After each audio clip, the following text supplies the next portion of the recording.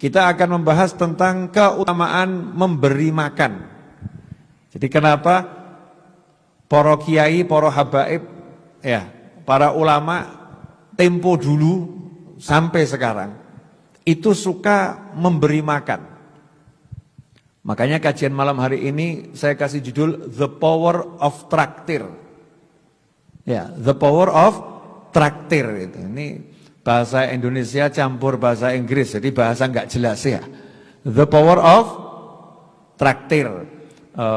Kekuatan mau mentraktir makan orang lain ya, ngasih makan orang lain.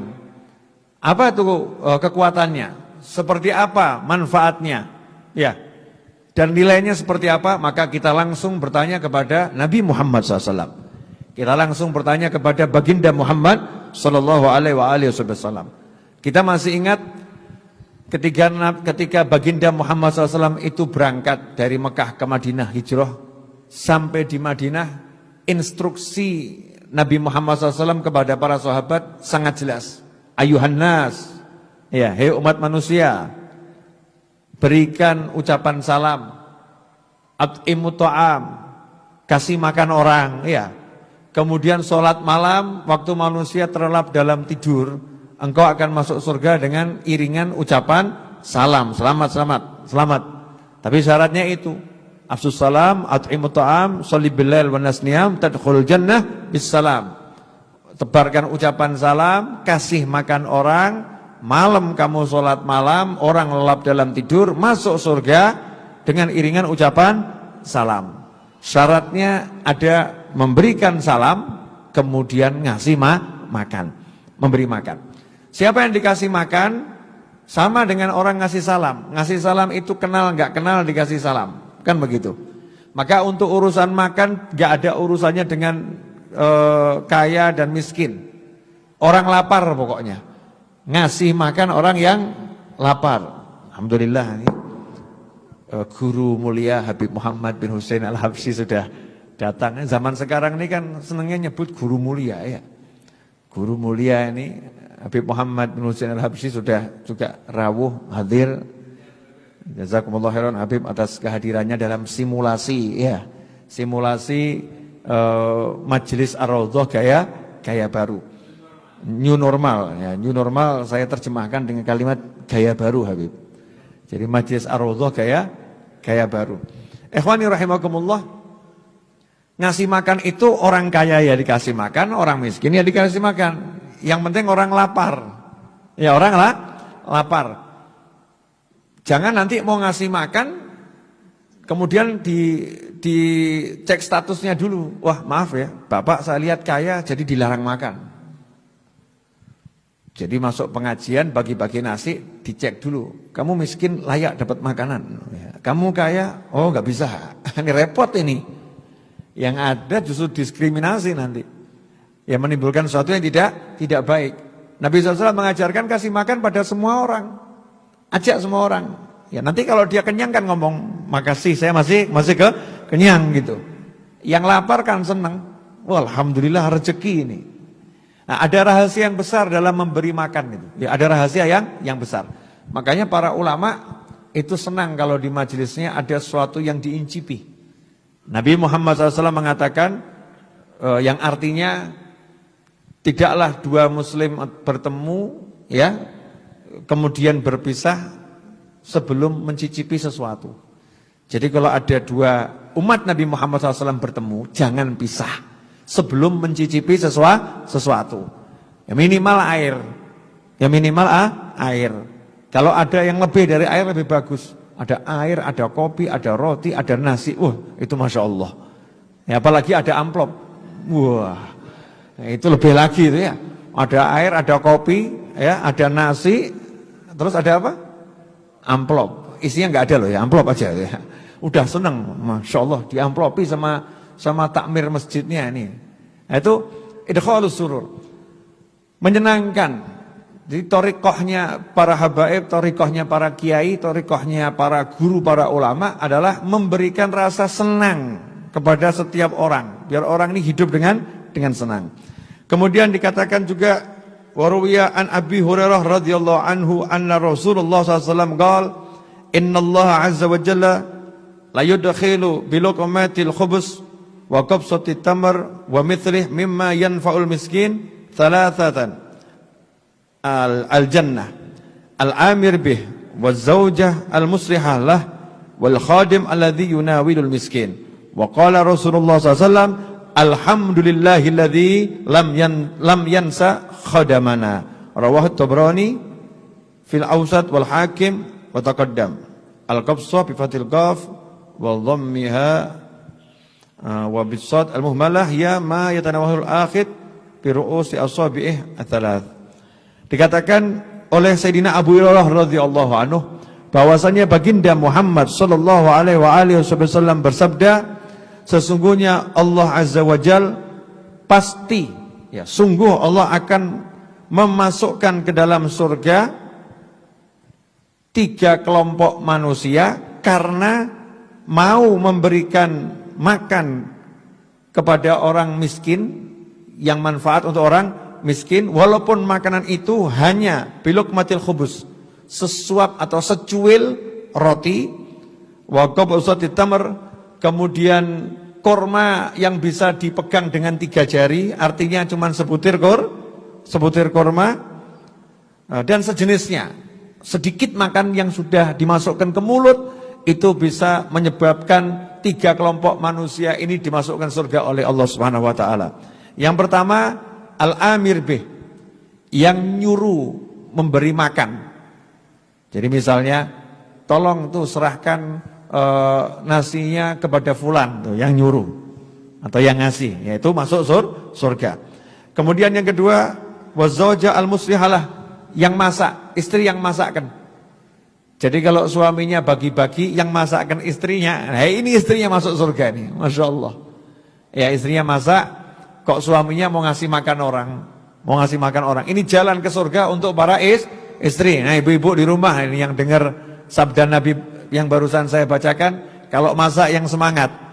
Kalau ngasih makan orang lain saja itu menyebabkan masuk surga, apalagi ngasih makan suaminya, ngasih makan anak-anaknya, ya, ngasih makan orang tuanya, ngasih makan yang tinggal di rumahnya. Itu pahalanya luar biasa. Kemudian yang ketiga, dan pembantu, ya, wal khadim alladzi yunawilul miskin. Ya, pembantu yang membantu memberikan makanan ini kepada orang-orang miskin. Masya Allah. Jadi ada 3 kelompok manusia yang akan masuk surga gara-gara ngasih makan. Yang pertama siapa tadi? Yang nyuruh. Ya. Yang kedua siapa? Yang masak. Ketiga siapa? Pembantu yang bagi, yang bantu bagi. Jadi kalau bantu masak otomatis kelompok yang masak. Ya, bantu membagikan. Jadi kalau di majelis, kalau begitu ada orang bagi nasi, ini yang saya lihat seringkali di beberapa majelis, ada bagi-bagi nasi, yang lain cuma jadi penonton. Lihat tok itu, nasinya lewat di atas kepalanya, dilihat sambil sedih, kok gak turun ya, kok gak turun. Tapi dulu saya sewaktu masih remaja, itu kalau di pengajian manapun ada bagi-bagi nasi, semuanya bangun, pengen jadi orang yang membagikan, pengen bantu, ayo, pengen bantu membagikan. Kenapa? Karena setiap orang yang makan dari nampan yang kita bantu membagikannya, dari piring yang kita bantu membagikannya, maka orang-orang tersebut bisa makan, kita dimasukkan surga oleh Allah Subhanahu wa taala. Masya Allah kan. Ini amal mudah atau susah ini? Mudah. Prakteknya? Ya, prakteknya Masya Allah. Tiap Jumat malam Sabtu itu di Majelis Ar-Raudhah saya melihat gitu ya, ya. Ini kok pada kurang semangat untuk bangun bagi, ya. Pada kurang semangat untuk bangun bagi ini. Teman-teman saya itu semangatnya dibagiin gitu ya. Terima bagian dan makan. Sehingga pahala yang terbesar yang dapat yang nyuruh. Siapa yang nyuruh? Pak Novel. Ya. Kemudian tim dapur, ya tim dapur. Tim dapur yang nyuruh siapa? Pak Novel. Ya, kemudian relawan yang nyuruh siapa? Pak Novel. Tapi Pak Novel ini bisa masak karena ada biaya. Lah biaya yang ngasih siapa? Ternyata teman-teman di YouTube, ya, yang transfer. Kemudian teman-teman yang hadir majelis, ya, yang titip kepada Pak Bakir gitu kan, ya. Ini serahkan untuk Habib. Artinya apa? Ini kadang ada orang-orang yang duduk santai di rumah gitu ya, duduk santai di rumah. nggak ikut ribet ngurusi banyak hal, nyantai saja, pahala saya diambil semua, kawan-kawan, termasuk pahala Anda semua. Ya, tanpa mengurangi pahala kita sedikit pun, dia dapat yang sama ya. Bisa jadi dapat lebih banyak karena punya perhatian yang lebih besar. Ikhwani rahimakumullah. Kemudian dikatakan oleh Nabi Muhammad sallallahu alaihi wasallam tentang masalah sedekah yang terbaik.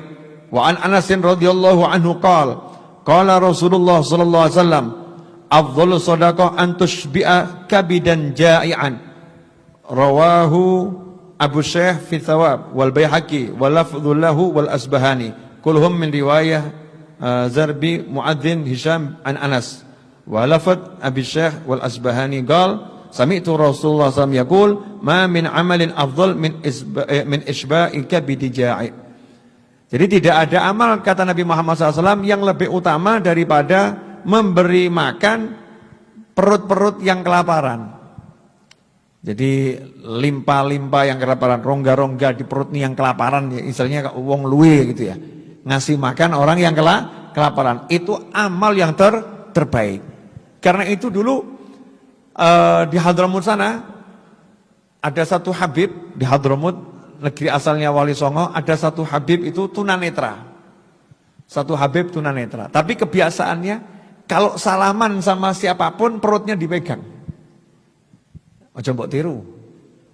Ya, ini makomnya Habibnya tadi ulama ini ya. Kalau kamu tiru salaman pegang perutnya orang, tersinggung nanti orangnya ya. Ini salaman sama siapapun pegang perutnya. Untuk apa? Dicek ini. Perutnya kalau dipegang bunyi enggak nih? Perutnya kenceng atau apa namanya? Lunak nih. Kalau lunak ini kelihatannya kosong nih. Kalau kenceng isi gitu. Jadi Habibnya ngecek ini. Oh, ini sudah makan belum?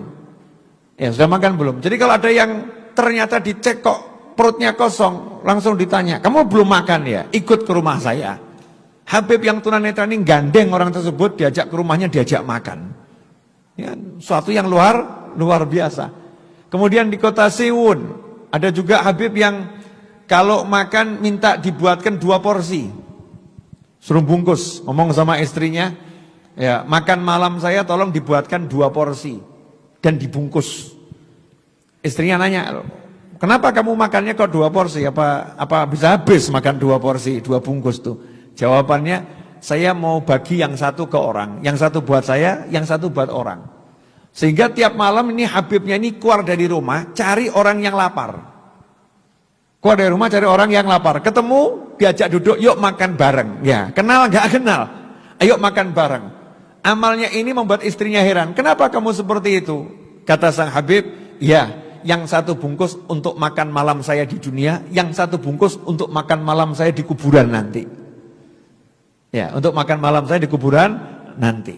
Jadi memberi makan ini sesuatu yang luar biasa. Amalannya para wali. Ya, amalannya para wali. The power of traktir. Ya, kalau zaman sekarang kan traktir. Nah, kalian untuk traktir sekarang ini macam-macam caranya. Ya, bisa kirim masakan, bisa ya ngajak pergi ke warung makan bareng juga bisa. Kirim lewat food apa itu? Ya, namanya food apa itu kalau sekarang ini? Online. Ya, food online. Nanti kalau saya sebutkan merek kan repot, nggak dibayar kok ngiklan ya. Food online itu ya, food online itu Masya Allah. Kita bisa orangnya di rumah tiba-tiba datang kiriman, martabak. Dari mana? Saya lihat kamu tuh wajah-wajah kelaparan itu ya. Nah, ini saya kirim martabak, seneng gitu. Satu rumah makan martabak, bahkan sampai ke tetangganya. Siapa yang ngirim? Temennya. Yang ngirim temennya. Ngasih makan. Makanya dikatakan oleh para ulama terdahulu, kami titipkan rahasia ilmu kami di makanan kami. Rahasia ilmunya ada di makanannya. Jadi keberkahan ilmunya ada di makannya. Jadi kalau duduk makan bareng orang-orang soleh itu dinikmati. Imam Syafi'i ketika di rumahnya Imam Ahmad bin Hanbal radhiyallahu anhu, Imam Ahmad bin Hanbal itu muridnya Imam Syafi'i. Imam Syafi'i itu gurunya. Tapi kalau di rumahnya Imam Ahmad bin Hanbal, Imam Syafi'i makannya banyak. Ya makannya banyak. Maka beliau ditanya, wahai guru, kata yang lain ya, Imam Syafi'i, kenapa kok makannya banyak? Jawabannya, saya ini punya penyakit banyak. Saya punya penyakit banyak. Ahmad bin Hanbal ini makanannya halal. Jadi saya sengaja makan banyak ini, kalau makan halal itu jadi obat. Ya, makan halal jadi obat. Saya pengen sehat dengan makan makanannya Imam Ahmad bin Hanbal. Inilah yang disabdakan oleh Nabi Muhammad SAW. Janganlah kamu makan kecuali di rumahnya orang yang bertakwa, dan jangan makan makananmu kecuali orang yang bertakwa. Maksudnya apa? Kalau kita makan di tempatnya orang soleh, makan bersama orang soleh, itu anugerah. Karena orang soleh kalau makan milih halal enggak gitu. Ya, kemudian makanannya diniati macam-macam. Ini untuk biar bisa sholat malam, ini biar bisa rajin ibadah dan lain sebagainya. Dan kalau kamu punya makanan, kalau kamu mau bagi, cari orang yang soleh. Ya, cari orang yang soleh, orang lapar dan soleh. Kenapa? Karena kalau orang soleh makan, itu jadinya untuk taat, jadinya untuk sholat, jadinya untuk zikir, ya jadinya untuk baca Al-Quran. Sehingga semua tenaga yang dihasilkan dari makanan yang kita berikan, kemudian digunakan untuk ibadah, kita dapat pahalanya. Gara-gara apa itu? Mau ngasih makan orang-orang yang soleh. Ikhwani rahimakumullah. Kemudian dikatakan oleh Nabi Muhammad SAW dalam hadis yang diriwayatkan oleh Imam Tabrani dan juga Imam Hakim dan Baihaqi dari Sayyidina Abdullah bin Amrin radhiyallahu anhuma qala Rasulullah sallallahu alaihi wasallam man at'ama akhahu hatta yushbi'ahu wa saqahu minal ma' hatta yurwiyahu ba'adahu Allahu minan nari sab'a khanadik ma baina kulli khandaqain masirah 500 am. Masyaallah ini. Ini kadang hadis-hadis yang begini ini orang kok enggak mau ngamalin ya. Padahal ini ngamalkannya ya mudah, pahalanya ya besar. Yang dikatakan oleh Nabi Muhammad SAW, tidaklah seseorang memberi saudaranya makan sampai dia kenyang dan memberinya minum sampai rasa hausnya, dahaganya terhapuskan, melainkan Allah akan menjauhkan dia dari api neraka sejauh 7 parit ya, sejauh 7 parit, 7 galian parit gitu. Nah, satu galiannya ini antara satu tepi ke tepi yang lain, sabda Nabi Muhammad SAW, jaraknya adalah jarak perjalanan 500 am, 500 tahun. Jadi kalau 7, 3.500 tahun, artinya jauh dari neraka. Itu baru sekali loh ya. Sekali ngasih makan sampai kenyang, sekali ngasih minum sampai hausnya hapus, 3.500 dia dijauhkan, 3.500 tahun dia dijauhkan dari api neraka. Karena kalau jauh dari neraka berarti dekat dengan surga.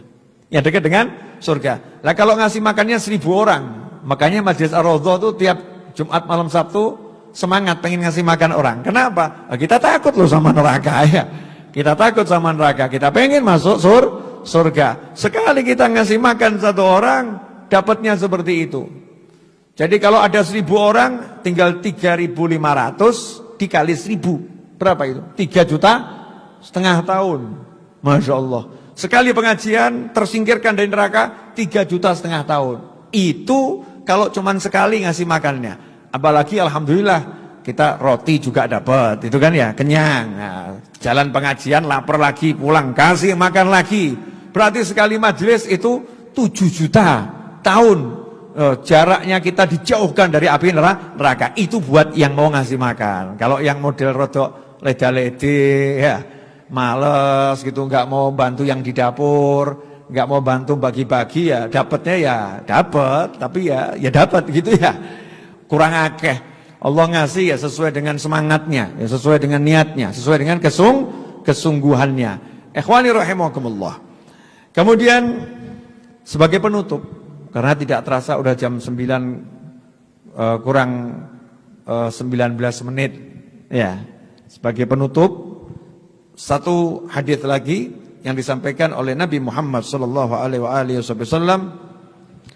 Wa an Abi Hurairah radhiyallahu anhu aidan qala Rasulullah sallallahu alaihi wasallam, man asbaha minkumul yawma sha'iman faqala Abu Bakr radhiyallahu anhu ana faqala man at'ama minkumul yawma miskinan faqala Abu Bakr ana qala man tabi'a minkumul yawma janazatan qala Abu Bakr ana faqala man 'ada minkumul yawma maridan qala Abu Bakr ana faqala Rasulullah sallallahu alaihi wasallam majtama'at hadhil khisal qattu fi rajulin illa dakhala al-jannah, rawahu Ibnu Khuzaimah fi sahihih.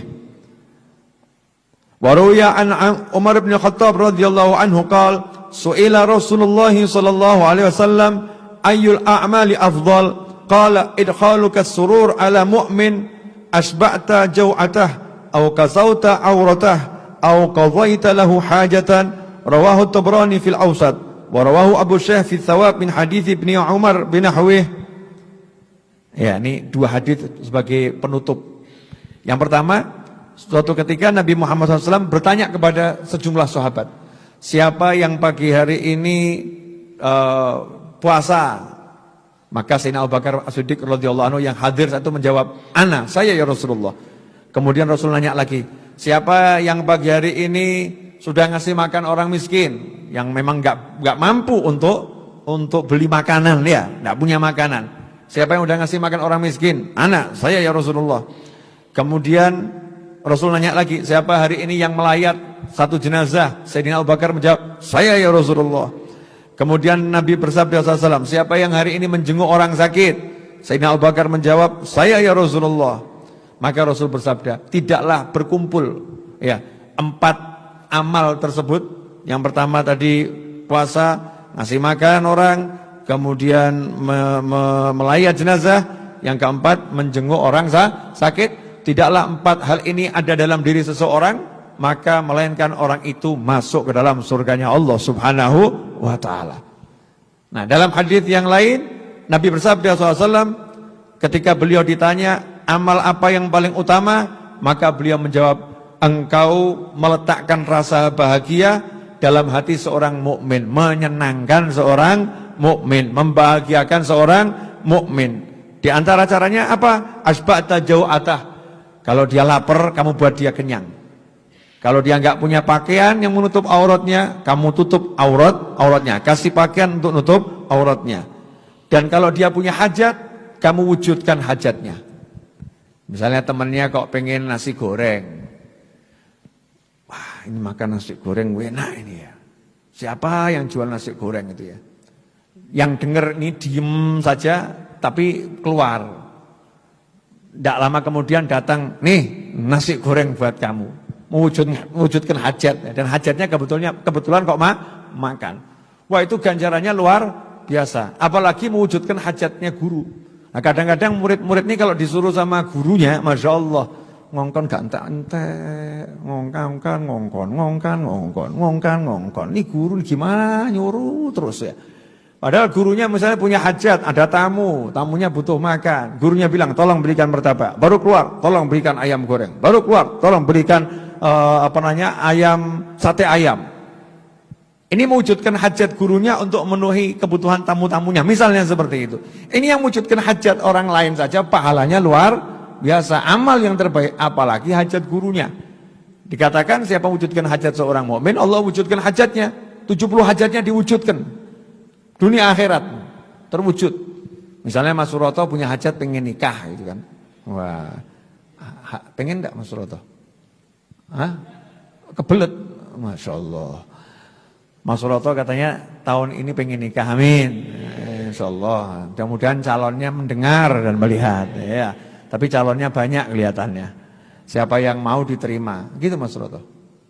Oh, cuman satu ya. Alhamdulillah. Sudah sadar saudara-saudara. Alhamdulillah Mas Suroto calonnya satu. Mudah-mudahan segera kabul dan bisa menikah. Ini saya dalam rangka mewujudkan hajatnya Mas Suroto, menyampaikan kepada calonnya agar segera mau dinikah sama Mas Suroto. Ini kalau saya wujudkan hajatnya Mas Suroto, kemudian beliau menikah, masya Allah, hajat-hajat saya diwujudkan sama Allah Subhanahu Wa Taala. Ya hajatnya diwujudkan.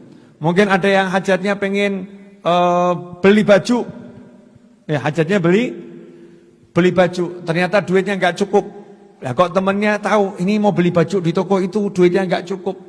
Berangkatlah ke toko itu, dibayar, dibeli, ya. Kemudian dikirimkan ke rumah temannya. Kaget, apa ini? Kamu katanya pengen baju. Masya Allah, mewujudkan hajat nih. Baju ini kan bagian dari kemuliaan seorang mukmin. Maka yang membelikan baju tadi, amal yang terbaik. Mewujudkan hajat orang lain. Hajat yang halal tentunya ya, hajat yang halal. Tapi jangan berikan baju yang buka-buka aurat. Wah itu kelihatannya kok si mbak itu hajatnya pengen punya baju rok mini. Saya akan wujudkan hajatnya. Nah, kecuali kalau itu kakak membelikan adik untuk dipakai di dalam kamar ya wallahu a'lam ya. Tapi kalau dipakai untuk buka aurat di jalanan kan ya nanti ikut andil produksi dosa kan ya naudzubillah min dzalik. Ikhwani rahimakumullah. Nah, beberapa hadis yang saya bacakan tadi untuk menyemangati teman-teman saya sendiri karena di sini kebanyakan mayoritas 100% relawan Ar-Raudhah ya yang hadir malam hari ini memang saya minta untuk simulasi Jumat depan insya Allah kita mulai majelis dan kita niat mau ngasih makan seperti biasanya. Sudah tahu kan pahalanya? Udah ngerti belum pahalanya? Ya masih semangat atau mulai rodok lemes? Bungkus loh ini ya. Jangan ngomong semangat ternyata nggak bungkus loh nanti. Bungkus, bagi loh ya mbak, bagi. Ya baginya mudah nanti yang keluar tinggal ambil gitu biar tidak terjadi kerumunan ya tidak terjadi kerumunan dan sekilas info ya kita buat bungkusan itu ya secukupnya orang yang hadir